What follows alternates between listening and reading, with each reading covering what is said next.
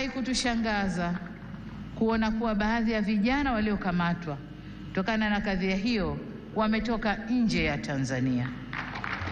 Vyombo vyetu vya ulinzi na usalama vinaendelea kufuatilia na kuchunguza kwa undani zaidi kilichotokea na kuirudisha nchi katika hali tuliyoizoea kwa haraka. Kamati ya ulinzi ya kitaifa. Rais wa Tanzania Samia Suluhu Hassan amesema kuwa baadhi ya vijana waliokamatwa wakati wa maandamano baada ya uchaguzi wametoka nje ya nchi. Akiwahutubia wananchi baada ya kuapishwa kuendelea na uongozi wake, Rais Samia alisema taarifa kutoka kwa vyombo vya usalama zinaonyesha kuwa si wote waliokuwa mstari wa mbele katika vurugu ni wa Tanzania. Amesema hatua hiyo ni udhibitisho kuwa kulikuwa na juhudi za kuchochea machafuko na kujaribu kuipotosha amani ya taifa hilo. Rais Samia alisisitiza kuwa Tanzania ni nchi inayosimama imara katika kulinda amani na haitakubali watu wa nje kutumia vijana ili kuvuruga utulivu wa taifa.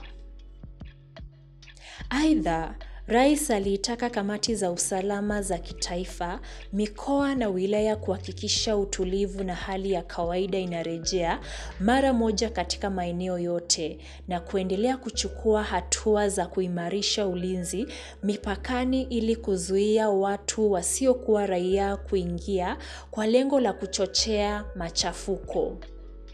Rais Samia pia aliwataka vijana wa Tanzania kutumia nguvu na muda wao katika shughuli za maendeleo badala ya kujiingiza kwenye misukosuko inayoweza kuhatarisha maisha yao na mustakabali wa nchi.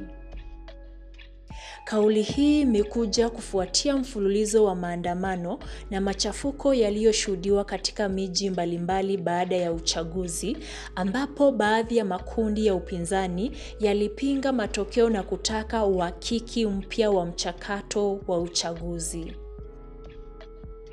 Kwa sasa, serikali inasema kuwa itaendelea kusimamia utulivu na kuhakikisha maisha ya wananchi yanarejea katika hali ya kawaida, huku ikitoa wito wa mshikamano, utulivu na uzalendo miongoni mwa Watanzania wote.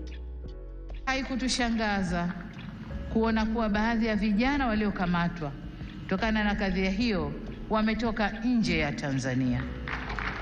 Vyombo vyetu vya ulinzi na usalama vinaendelea kufuatilia na kuchunguza kwa undani zaidi kilichotokea na kuirudisha nchi katika hali tuliyoizoea kwa haraka.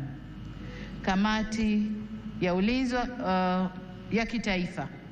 Unatazama Celebrity News Africa.